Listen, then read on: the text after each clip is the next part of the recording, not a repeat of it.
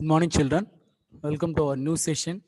In this session, we are going to discuss about a new chapter in geography.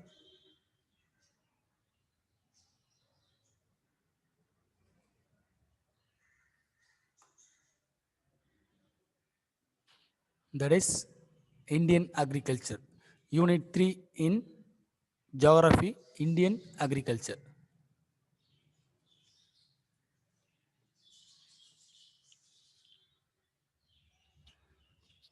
So in this lesson, we are going to see about different types of soils, irrigation, sources of irrigation, and multi-purpose river valley projects, agriculture, and different types of farming activities, and what are all the different crops cultivated in India. This and all we are going to discuss in this lesson. So in this session, particularly, we are going to discuss about the different types of soils. So only different types of soils concept only we are going to discuss in this session. So we'll move into the concept.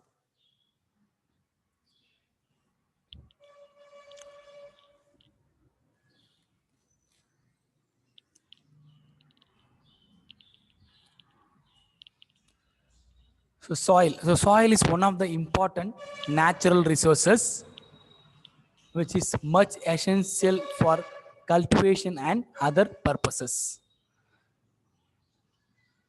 So India is a relief feature which have different types of soil varieties from across the India. So when compared to other nation, India is a almost little bit smaller nation and which will have different varieties and different great varieties of soil for cultivation of different varieties of different agricultural crops, so which will be more suitable. So Indian soil is with varied different types of soils which can be best for cultivation of different crops across the Indian regions. So that is the introduction of the lesson, soil, which is more important factor or natural resources which is essential for the doing agriculture. So this is the lesson which deals with the India agriculture. So in India, how agricultural activities, how agriculture system is practiced. So what is the main source for agriculture activities? The main source is soil. So soil is nothing but a uppermost layer of a land surface. So it's nothing but it's the uppermost layer of the land surface that is known as soil. So which composed or which consists of minerals, organic matter, living organisms, air and water. So these are the different factors which are present or composed in the soils. So in India we have different types of soil, especially 8 major types of soils were present. So according to India ICAR, Indian Council of Agriculture Research, which was established in 1953, they divides or they classifies the soils into 8 major groups. So these are the different types of soils. So how much percentage they occupies in the Indian country. So next we will see the different types of soil and its characteristics and distribution and crops growing. So this is the concept which we are going to see now. So in this line or in this image, you will find in the left side first row, first column, you will find different types of soil types.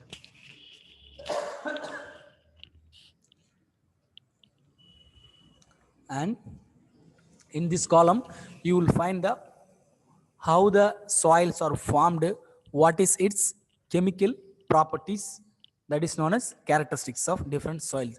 So next is, so in which areas the different kinds of soils are distributed around India and other parts. So next one is, so in different types of soils, what are the crops we can cultivate or we can grow? That's what we are going to discuss. So first kind of soil is alluvial soil.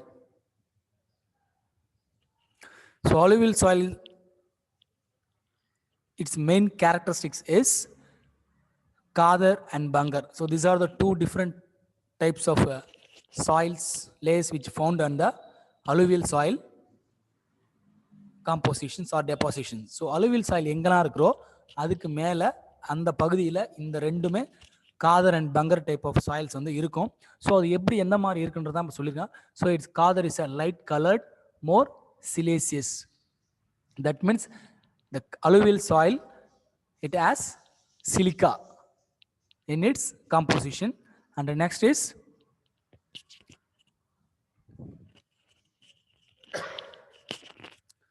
so alluvial soil when it gets older and older, so it has a ability to or it composed of clay is nothing but ஒரு மாதிரி களிமண் மாதிரி சேரும் சகதியமா இருக்கிற dark colour இருக்கும். that is known as clayey composition of alluvial, that is known as bangar.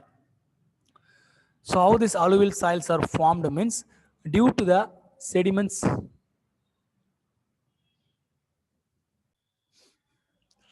So how alluvial soils are formed means, so this is about how alluvial soils are formed.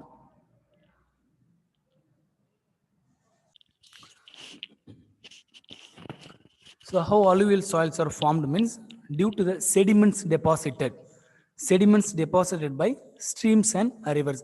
So ஆறு அப்புறம் நீர் ஓட்டங்களால் படிமானங்கள் உருவாக்கப்பட்டது அந்த அடித்து கொண்டு வர மணல் படுக்கைகளை தான் அலுவியல் சாயில்னு சொல்லுவாங்க.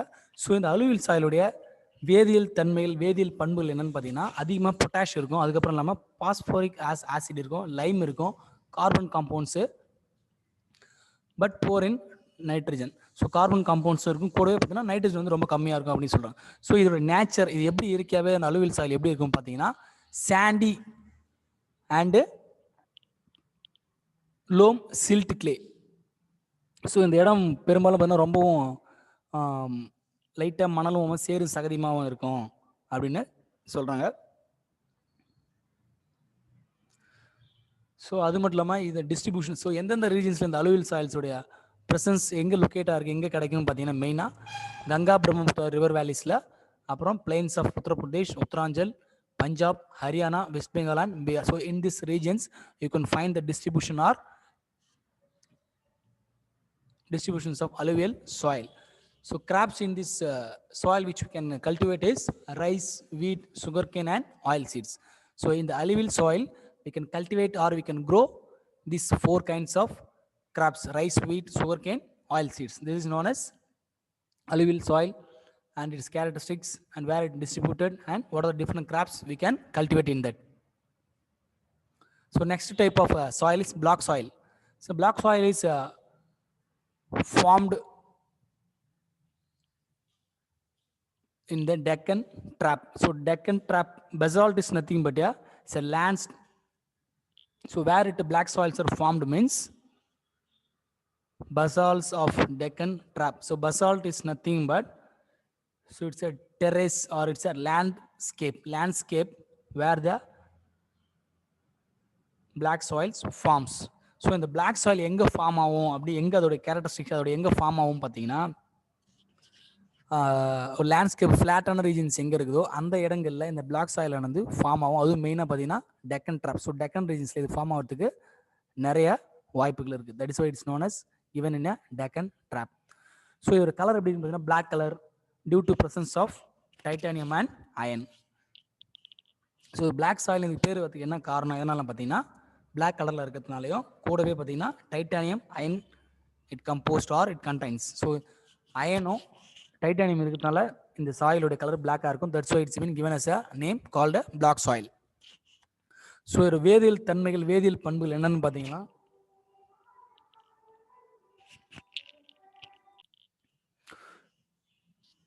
So the chemical properties are வேதியியல் பண்புகள் பிளாக் சாயில் பற்றி பார்த்துட்டு இருக்கோம்.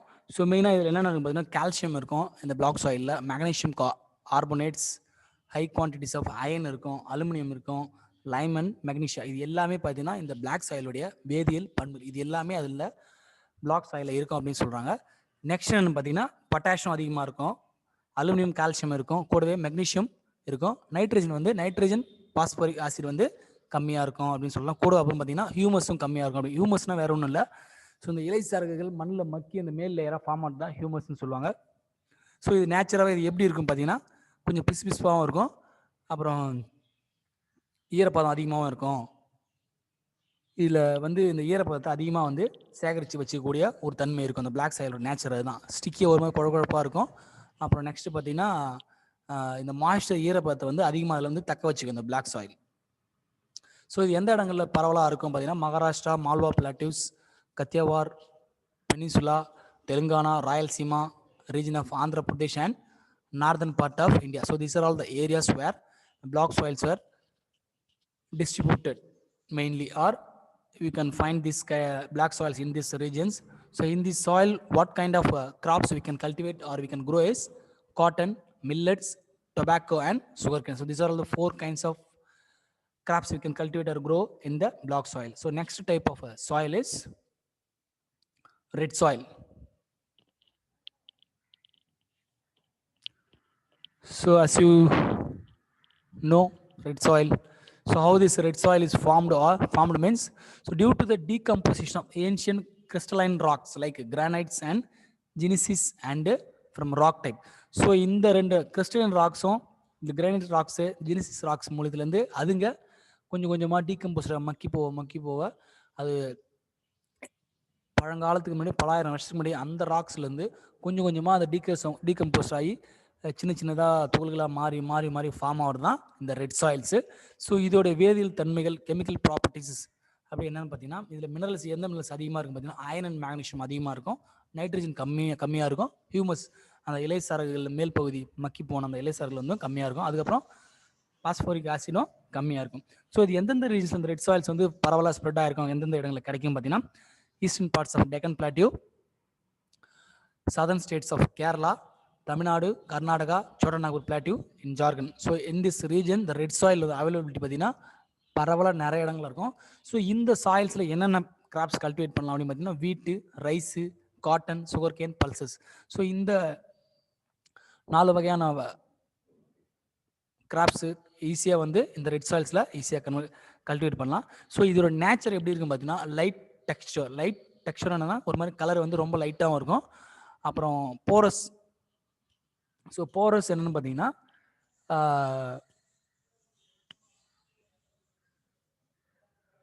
போரஸ்னா இந்த பாறைக்குள்ளே இந்த மணலுக்கு நடுவில் பார்த்தீங்கன்னா சின்ன சின்ன துகள்கள் ஹோல்ஸாக இருக்கும், that is known as porous. So ஃப்ரீயபிள்னா ஈஸிலி கிரம்பிள் மீன்ஸ் எப்படின்னா இருக்கிற அந்த ரெட் சாயிலை ஈஸியாக உடச்சி நம்ம தூள்களை மாற்றுற அளவுக்கு இருக்கும், அதான் அதோட நேச்சரு. அது மட்டும் இல்லாமல் இதில் பார்த்தீங்கன்னா ஈஸியாக தண்ணியில் கரையக்கூடிய சால்ட் கிளே ஃப்ராக்ஷன் இருக்கும். அதுக்கப்புறம் red soil generally consist of kaolinitic minerals. So kaolinitic minerals என்ன பார்த்தீங்கன்னா ஒயிட் அண்ட் கிரேவில் இருக்க சில மினரல்ஸ் வந்து அதில் அவைலபிள், அதோடைய அந்த ரெட் சாயிலில் கலந்துருக்கும், கிடைக்கும் அப்படின்னு சொல்கிறாங்க. That is known as red soil. So next type of soil என்னன்னு பார்த்தீங்கன்னா laterite soil. So how the laterite soils are formed means, so the laterite soils are formed where wet and dry conditions prevail.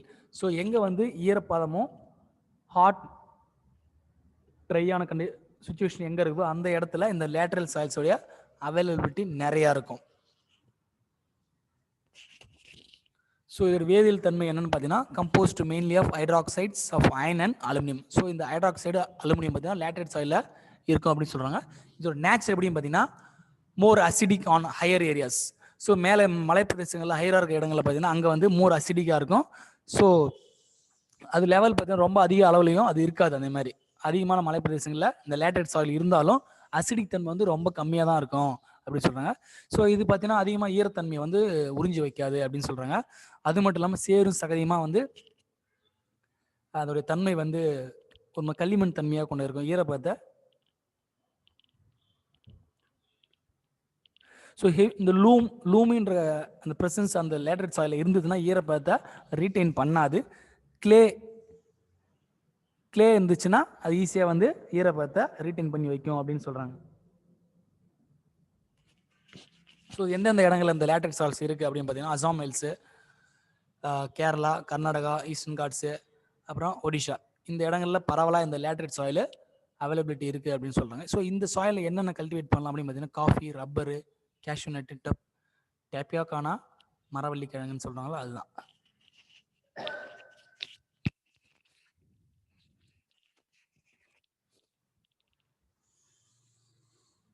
So அடுத்த type of soil என்னன்னு பார்த்தீங்கன்னா forest and mountain soil. So forest and mountain soil இதோட character, இது எப்படி form ஆகுது, இதோட வேதியியல் தன்மை என்ன, இதோட நேச்சர் என்ன அப்படின்னு பார்த்தீங்கன்னா, ஸோ இது பெரும்பாலும் பார்த்தீங்கன்னா கிளைமேட் வந்து சில இடங்களில் மாறிக்கிட்டே இருக்கும். ஸோ கிளைமேட் வந்து நம்ம கிளைமேட் வெதர் மாறிக்கிட்டே இருக்கிறதுனால இந்த forest and mountain soil formation இருக்கும். ஸோ மெயினாக இது எப்படி ஃபார்ம் ஆகுது, due to the mechanical weathering caused by snow, rain, temperature variation.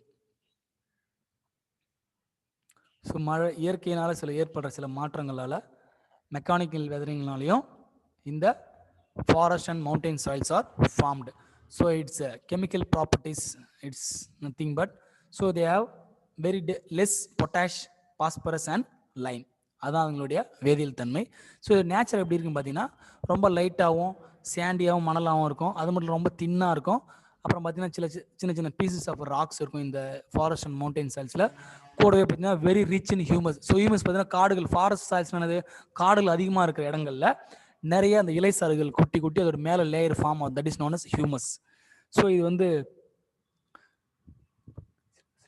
இந்த ஹியூமஸ் வந்து ஸ்லோவாக டீகம்போஸ் ஆகிறதுனால இந்த ஃபாரஸ்ட் சாயில், மவுண்டன் சாயில் வந்து ரொம்ப அசிடிக்காக இருக்கும் அப்படின்னு சொல்கிறாங்க. ஸோ மெயினாக இது எந்த இடங்களில் டிஸ்ட்ரிபியூட்டட், எந்த இடங்களில் பரவலாக இருக்குன்னு பார்த்தீங்கன்னா coniferous forest belts of Jammu and காஷ்மீரில் அதிகமாக இருக்கும். Himachal Pradesh, Uttarakhand, Sikkim, eastern and western Ghats இந்த இடங்களில் இந்த ஃபாரஸ்ட் அண்ட் மவுண்டன் சாயில்ஸோடைய டிஸ்ட்ரிபியூஷன் வந்து பரவலாக இருக்கும் அப்படின்னு சொல்கிறாங்க. அடுத்து எந்தெந்த இந்த ஃபாரஸ்ட் அண்ட் மவுண்டன் சாயில் என்ன கல்டிவேட் பண்ணலாம் கிராப்ஸ் அப்படின்னு பார்த்தீங்கன்னா coffee, tea, rice, maize, potato, barley, tropical fruits இது எல்லாமே பார்த்தீங்கன்னா இது வந்து நம்ம கல்டிவேட் பண்ணலாம்.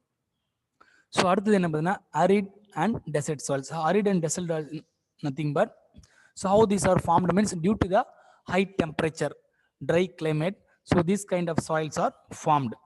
so இந்த ஏரியாவில் அந்த ஹியூமஸ் இலைசாறுகளோட அந்த மேல் லேயர் ஃபார்ம் ஆகிறது இருக்கவே இருக்காது. ஸோ இதோட மெயினாக இந்த இடத்துல கெமிக்கல் ப்ராப்பர்ட்டிஸ் என்ன இருக்கும் பார்த்தீங்கன்னா சாலிபிள்ஸ், தண்ணியில் கரையக்கூடிய சால்ட்டோடைய ப்ரெசன்ஸ் அதிகமாக இருக்கும், ஆல்கனைன் அதிகமாக இருக்கும், கூடவே கால்சியம் கார்பனேட் இருக்கும், அப்புறம் ஆர்கானிக் மேட்டர்ஸ்லாம் வந்து ரொம்ப கம்மியாக இருக்கும் அந்த அரிட் அண்ட் டெசர்ட் சாயில்ஸில் இருக்கும் அப்படின்னு சொல்கிறாங்க.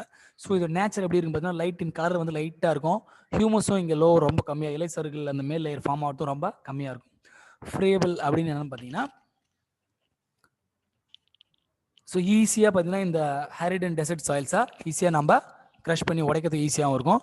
So low in moisture, so ஈரப்பதம் வந்து இங்கே ரொம்ப கம்மியாக இருக்கும் அப்படின்னு சொல்கிறாங்க. ஸோ எந்தெந்த இடங்கள் இது பரவலாக இருக்கும் பார்த்தீங்கன்னா ராஜஸ்தான், நார்த்தன் குஜராத், சதன் பஞ்சாப். ஸோ இந்த இடங்களில் என்ன பயிர்கள் கல்டிவேட் பண்ணலாம் பார்த்தீங்கன்னா millets, Parle, cotton, maize and pulses with irrigation. So நீர்ப்பாசன வசதி இருந்தால் இதெல்லாம் இந்த இடங்களில் கல்டிவேட் பண்ணலாம் அப்படின்னு சொல்கிறாங்க. ஸோ அடுத்த கைண்ட் ஆஃப் சாயில்ஸ் என்னன்னு பார்த்தீங்கன்னா saline and alkaline soils. So how these saline and alkaline soils are formed means due to the ill drainage which causes water lagging, injurious salts are transferred from subsurface to the top soil by capillary action. It causes the salinization of soils. So in the saline and alkaline soils எப்படி form ஆகுதுன்னு பார்த்தீங்கன்னா மழை பெஞ்சிட்டே இருக்கும், water flow போயிட்டே இருக்கும், திடீர்னு என்னாச்சுன்னா அந்த கண்டினியூட்டி ஸ்டாப் ஆகிடும். ஸோ அந்த இடங்களில் நீர் தேங்கி நிற்கும். ஸோ அந்த நீர் தேங்கி நிற்கிறதுனால கீழே அண்டர் கிரவுண்டில் இருக்கிற அந்த ஹோல்ஸ் மூலியமாகவும் சாயில் இருக்கிற அந்த ஹோல்ஸ் மூலியமாகவும் அங்கே இருக்கிற அந்த உப்புத்தன்மை கொஞ்சம் கொஞ்சமாக என்ன பண்ணும் மேலே வந்து செட்டில் ஆகிடும். That is known as saline உப்புத்தன்மை அண்ட் வேதியியல் தன்மை அல்கலைன் அது ஃபார்ம் ஆகிடும். ஸோ இதில் மெயினாக என்னென்ன வேதியியல் பண்புகள் இது எப்படி இருக்குன்னு பார்த்தீங்கன்னா சோடியம் இருக்கும், மேக்னீஷியம் இருக்கும், கால்சியம், சால்ட்டு, சல்ஃபரஸ் ஆசிட் இது எல்லாமே பார்த்தீங்கன்னா saline அண்ட் ஆல்கலைன் சாயில்ஸில் இருக்கும் அப்படின்னு சொல்லுவாங்க. ஸோ மெயினாக இதோட நேச்சர் எப்படின்னு பார்த்தீங்கன்னா so how these are formed means so இதோட நேச்சர் எப்படின்னா டீகம்போஸ்ட் ராக்னா இந்த பாறைகள் கொஞ்சம் கொஞ்சமாக மக்கி மண்ணுக்குள்ளே போகிறதுனால இந்த விஷயம் இந்த saline அண்ட் ஆல்கலைன் சாயில் வந்து ஃபார்ம் ஆகுது அப்படின்னு சொல்லுவாங்க. இது எந்த இடங்கள் அதிகமாக பரவலாக இருக்கும் பார்த்தீங்கன்னா ஆந்திரா, கர்நாடகா, பீகார், உத்தரப்பிரதேஷ், ஹரியானா, பஞ்சாப், ராஜஸ்தான் அண்ட் மகாராஷ்டிரா. ஸோ இந்த இடங்கள்ல இந்த சாயிலுடைய டிஸ்ட்ரிபியூஷன் வந்து ரொம்ப பரவலாக இருக்கும் அப்படின்னு சொல்லலாம். ஸோ அடுத்த கைண்ட் ஆஃப் சாயில் என்னன்னு பார்த்தீங்கன்னா peaty and marshy soil. So how this peaty and marshy soils are formed means so ஈரப்பதமான இருக்கிற ரீஜன்ஸில் ஸோ எங்கே வந்து ஈரப்பதமாக அதிக மழைப்பகுதி, மழை பெய்கிற இடம் இந்த இடங்களில் பார்த்தீங்கன்னா இந்த பிட்டி அண்ட் மார்ஷி சாயில்ஸ் வந்து ஈஸியாக ஃபார்ம் ஆகும். ஸோ இதோடைய வேதியியல் தன்மை கெமிக்கல் ப்ராப்பர்ட்டிஸ் என்னன்னு பார்த்தீங்கன்னா பொட்டாஷ் வந்து கம்மியாக இருக்கும், பாஸ்பேட்டும் கம்மியாக இருக்கும், ஸோ சால்யூபிள் சால்ட் வந்து ஓரளவுக்கு கொஞ்சம் இருக்கும் அப்படின்னு சொல்கிறாங்க. அது மட்டும் இல்லாமல் 10லேருந்து 40% ஆர்கானிக் மேட்டர், ஸோ இயற்கையாக சம்மந்தப்பட்ட விஷயங்கள் இருக்கும் அப்படின்றாங்க. கூடவே பார்த்தீங்கன்னா high proportion of vegetable matter, இதெல்லாம் வந்து இந்த வேதியியல் தன்மை பெட்டியன் மாய்ஸ்சரைசர் வேதியியல் தன்மை அப்படின்னு சொல்கிறாங்க. ஸோ இது நேச்சர் எப்படி இருக்கும் பார்த்தீங்கன்னா, இந்த பெட்டியன் மாய்ஸ்சரைசர் நேச்சர் அது இயற்கையாகவே எப்படி இருக்கும் அப்படின்னு பார்த்தீங்கன்னா, சால்யூபிள் சால்ட் கரையக்கூடிய உப்புத்தன்மை வந்து அதில் இருக்கும். கூடவே பார்த்தீங்கன்னா ஆர்கானிக் மேட்டர்ஸும் 10 to 40% இருக்கும் அதில். ஸோ அதுக்கப்புறம் பார்த்தீங்கன்னா high proportion of vegetable matter. So next என்ன பார்த்தீங்கன்னா எந்த இடங்களில் பரவலாக இருக்கும் அப்படின்னு பார்த்தீங்கன்னா Kottayam, Alappuzha, Kerala, Odisha, Tamil Nadu, Sundarbans of West Bengal, Bihar, Almora district of Uttar Pradesh. So இந்த இடங்களில் எல்லா இடங்கள்லையும் பரவலாக வந்து இந்த பிட்டி அண்ட் மார்ஷி சாயில்ஸோடைய டிஸ்ட்ரிபியூஷன் இருக்கும். இந்த இடத்துல என்ன கல்டிவேட் பண்ணலாம் பார்த்தீங்கன்னா பேடி அண்ட் ஜூட்டு கல்டிவேட் பண்ணலாம். ஸோ அடுத்து சாயில் டீக்ரேடேஷன். நெக்ஸ்ட் கான்செப்ட் என்ன பார்த்தீங்கன்னா soil degradation. Soil degradation is nothing but it's a acute problem in India. So in according to 2015 report, Indian Institute of Remote Sensing, their estimation, every year the soil erosion getting 147 million hectares. So இந்த மணல் அரிப்பு, மணலுடைய தன்மை, அந்த இயற்கை வளம் அதோடைய அழிஞ்சு போகிறது லெவல் பார்த்தீங்கன்னா 147 மில்லியன் ஹெக்டேர்ஸ் பார்த்தீங்கன்னா ஒரு வருஷமும் அதோடைய மணலுடைய பாதிப்பு, அதோடைய பொல்யூட் ஆகிறது லெவல் பார்த்தீங்கன்னா அதிகரிச்சுட்டு தான் இருக்குது அப்படின்னு சொல்கிறாங்க. ஸோ அதனால் இந்த சாயில் டீக்ரேடேஷன்னா சாயிலை பொல்யூட் பண்ணுறது, that is known as soil degradation. So என்னென்ன மெத்தட்ஸில் சாயில் வந்து நம்ம பாதுகாக்கலாம், பராமரிக்கலாம், நம்ம how we can manage the soil அப்படின்னு பார்த்தீங்கன்னா அஃபாரஸ்டேஷன், மரங்களை வெட்டாமல் இருக்கிறது, அப்புறம் அங்கங்கே தண்ணி அடிச்சுட்டு காடுகளை அழிச்சிட்டு போகாமல் இருக்கிறத, டேமு, நீர் போக்குவரத்துகளை தடை பண்ணி அதில் சேமித்து கொஞ்சம் கொஞ்சமாக ஸ்லோ பண்ணி இதெல்லாம் பண்ணிங்கன்னா காடுகள் அழியாது, மரம் செடிகளும் ஈஸியாக அழியாது அப்படின்னு சொல்கிறாங்க. நெக்ஸ்ட் என்ன பார்த்தீங்கன்னா prevention of overgrazing. So புல் இருக்கிற பச்சை பச்சை இருக்கிற கிராஸ் எல்லாத்தையுமே பார்த்தீங்கன்னா ஆடு மாடுகளை வச்சு அதிகமாக மேய்ச்சி எடுத்தாலும் சாயில் அரிப்பு, சாயிலுடைய சீக்கிரம் பொல்யூட் ஆகும், கெட்டு போகிறதுக்கு நிறைய வாய்ப்பு இருக்குது அப்படின்னு சொல்கிறாங்க. ஸோ நெக்ஸ்ட் மெத்தட் என்ன பார்த்தீங்கன்னா அக்ரிகல்ச்சர் ப்ராக்டிஸில் வந்து டிஃப்ரெண்ட் ப்ராக்டிசஸ் இது. அக்ரிகல்ச்சர் ப்ராக்டிஸில் அதை நீங்கள் கண்டினியூஸாக ஃபாலோ பண்ணால் கூட இந்த சாயில் டிகிரேடேஷன், சாயில் பொல்யூட் ஆகிறத ஈஸியாக பராமரிக்கலாம் அப்படின்னு சொல்கிறாங்க. ஸோ இதோட we'll stop this session. Remaining things we will see in the next session. Thank you.